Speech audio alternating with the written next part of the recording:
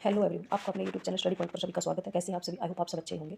तो कल हमने विशेषण पढ़ा था, विशेषण के भेद और विशेषण की अवस्थाएं, उसके बारे में हमने अच्छे से पढ़ लिया था। आज हमारा टॉपिक रहने वाला है कारक। आज हम कारक के बारे में पढ़ेंगे। तो कारक किसे कहते हैं? हिंदी व्याकरण में कारक उन चिन्हों या प्रसर्गों को कहते हैं जो संज्ञा अथवा सर्वनाम का क्रिया के साथ संबंध दर्शाते हैं। किनको कहते हैं? जो संज्ञा या सर्वनाम का सीधा क्रिया के साथ जो संबंध को दर्शाते हैं। जो नाउन है और जो प्रोनाउन है, उनका सीधा संबंध किसके साथ दर्शाया गया है? वर्ब के साथ। जो वर्ब के साथ अपना सीधा सीधा संबंध स्थापित करते हैं उन्हें हम कारक कहते हैं। हिंदी में 8 कारक होते हैं। प्रत्येक का अपना विशिष्ट विभक्ति होता है। प्रत्येक की अपनी अलग अलग क्या होती है? विभक्ति चिन्ह होते हैं।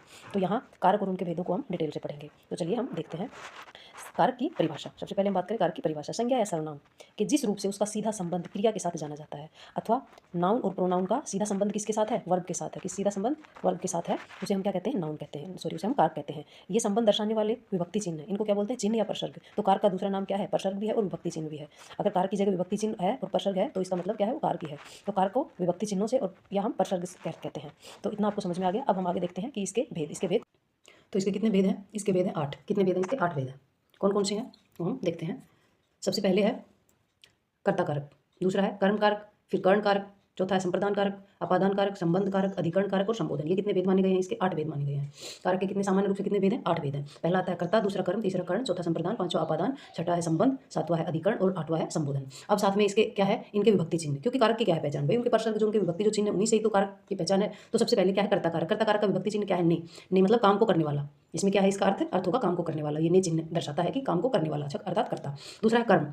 कर्म का विभक्ति चिन्ह है को, जिस पर काम का प्रभाव पड़े। जिस पर क्या पड़े? काम का प्रभाव। जो काम कर रहा है वो करने वाले पुरुष का क्या पड़े? प्रभाव। वो क्या कहलाता है? कर्म, यानी कि ऑब्जेक्ट। कर्म को। फिर तीसरा है कर्ण। कर्ण मतलब से या के द्वारा। से या के द्वारा, जिसके द्वारा कर्ता काम करता है, मतलब जिसके माध्यम से कर्ता काम करता है वो किसमें आता है? कर्ण कारक में। और इसका विभक्ति चिन्ह क्या होगा? से या के द्वारा। फिर है संप्रदान। संप्रदान मतलब को या के लिए। संप्रदान में को या के लिए, मतलब जिसके लिए क्रिया की जाती है उसे क्या कहते हैं? हम संप्रदान कारक कहते हैं। इसका विभक्ति चिन्ह क्या होगा? को या के लिए।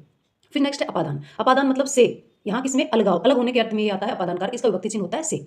फिर नेक्स्ट है संबंध कारक। संबंध कारक में क्या है? का, के, की, ना, ने, नी, रा, रे, री, अन्य पदों से संबंध। मतलब ये आपस में किसको दर्शाता है? संबंध को दर्शाता है। संस्कृत में संबंध को कारक नहीं माना गया है, लेकिन हिंदी में हम इसको संबंध को भी साथ में पढ़ेंगे। पढ़ते तो संस्कृत में, बट इसको कारक नहीं माना गया है। बट हम हिंदी पढ़ रहे हैं तो इसके बारे में हम पढ़ेंगे। फिर है अधिकरण कारक। अधिकरण कारक में है मे पर।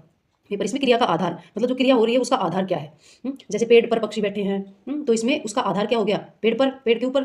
तो यही है, इसमें क्या है? अधिकरण। फिर बाद में लास्ट है संबोधन कारक। संबोधन कारक में क्या है? अरे, ओ, जी, अजी। इसमें क्या है? ये विस्मयादि बोधक का चिन्ह लगता है। तो ये 8 हैं क्या? कारक के भेद। अब एक एक करके हम इनको डिटेल में पढ़ेंगे। अभी तो हमने सामान्य रूप से इनके देख लिए हैं कि कारक के कितने भेद हैं। सामान्य रूप से कारक के 8 भेद हैं। कर्ता, कर्म, कर्ण, संप्रदान, अपादान, संबंध, अधिकरण और संबोधन। तो आज के लिए ये वीडियो इतना ही रखेंगे। नेक्स्ट वीडियो में हम दो को लेके साथ में और हम इनको डिटेल से इनके ऊपर चर्चा करेंगे। तो आई होप आपको इतना समझ में आ गया होगा। अगर मेरा वीडियो अच्छा लगा हो तो मेरे चैनल को लाइक, शेयर एंड सब्सक्राइब करें। तो आज के लिए इतना ही स्टूडेंट।